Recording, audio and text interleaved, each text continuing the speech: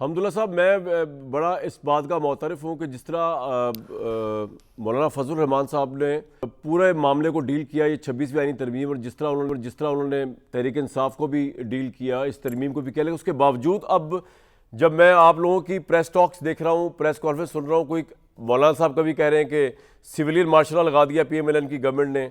یہ ترامیم کا جو دور چل رہا ہے، یہ جو قانون سازی کا دور چل رہا ہے، اس کو ہم کس طرح دیکھیں؟ اس کو کیا دیکھیں کہ پاکستان میں ایک جوڈیشل ایک قانونی گروتھ ہو رہی ہے؟ کوئی وہ قانون سازیاں جو اتنے عرصے سے رکی ہوئی تھیں، یعنی کہ 34 ججز کا ہو جانا، یا اور لاز جو آ رہے ہیں، اب ٹیررزم کے حوالے سے نئے لاز آ رہے ہیں، مزید چیزیں جو ہو رہی ہیں، آئینی بینچ ایک طرح کی آئینی عدالت ہی بن گئی ہے سیپریٹ، اس کو، اور اس ترمیم کا تو آپ حصہ بھی تھے، اس کو آپ لوگ اب کس طرح دیکھتے ہیں حافظ صاحب؟ دیکھیے کامران صاحب، آپ کی سوال کو میں دو حصوں میں تقسیم کروں گا. جی سر. ایک تو آپ نے ریسنٹلی جو کل کی قانون سازی ہوئی، جو قوانین جو مختلف شکلوں میں، سب سے پہلے انہوں نے جو انسدادی دہشت گردی کی ایکٹ میں ترمیم لایا، 97 کی انسدادی دہشت گردی کے ایکٹ میں، پھر یہی ایکٹ تھا 2016 اور 15 میں بھی.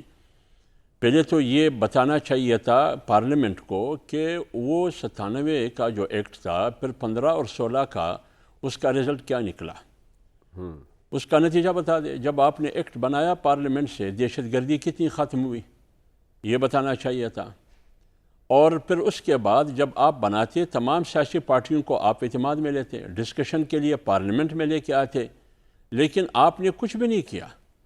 A1 26ویں آئینی ترمیم میں آپ نے مولانا صاحب کی وہ تعریفیں کی، وہ پل باندھے مولانا صاحب کے حوالے سے، پی ایم ایل این نے بھی اور پیپلز پارٹی نے بھی. ٹھیک ہے. آپ نے ان سے بھی نہیں پوچھا، پی ٹی آئی نے بھی، کہ ہم یہ لا رہے ہیں. تو 26ویں آئینی ترامیم میں بقول مولانا صاحب کے کل انہوں نے کہا جو ہم نے راستہ روکا تھا کرداروں کا، اس ایکٹ کے ذریعے انہی کرداروں کو راستہ دیا گیا. اور یہ جو 26ویں آئینی ترمیم کے بعد جو ایکٹ آیا انسدادی دہشت گردی کے نام پر، بقول مولانا کے کہ یہ 26ویں آئینی ترمیم کی بھی توہین ہے، یہ پارلیمنٹ کی بھی توہین ہے، یہ جمہوریت کی بھی توہین ہے، بلکہ یہ سول مارشل لا ہے. جمعیت علماء اسلام اس کو اس نگاہ سے دیکھتی ہے، اور حکومتی پارٹیوں سے ہمیں انتہائی شدت کے ساتھ یہ گلہ ہے کہ آپ نے یہ کیوں کیا، آپ کی مجبوری کیا تھی، ضرورت کیا پڑی کہ آپ نے سالوں کے فیصلے 20 منٹ میں سینٹ سے بھی کروائے اور پارلیمنٹ سے بھی کروائے، آپ کی مجبوری کیا تھی. تو اس لیے جمعیت علماء اسلام اس قسم کی قانون سازی میں بالکل اس کے خلاف ہے، اس پر تحفظات ہے. اس قسم کی قانون سازی کی پشت پر جو بھی ہے اس کو ہم فسطائیت کہہ سکتے ہیں، پارلیمنٹ کی توہین کہہ سکتے ہیں، آئین کے چہرے کو بگاڑنے کی کوشش کی گئی. دوسری بات، آپ نے جوڈیشل کمیشن نے جو آئینی بینچ کی تشکیل دی، میں اس سلسلے میں جب جوڈیشل کمیشن نے ایک فیصلہ کیا، آئینی بینچ تشکیل دی، میں آپ کی پروگرام کی توسط سے یہ کہتا ہوں کہ ججز محترم ہے، اس کی احترام کی وجہ سے سپریم کورٹ بھی محترم ہے، باوقار ہے. اگر سپریم کورٹ کی وقار کو برقرار یا بحال رکھنا چاہتے ہیں تو یہ ان ججز کے ہاتھ میں ہے.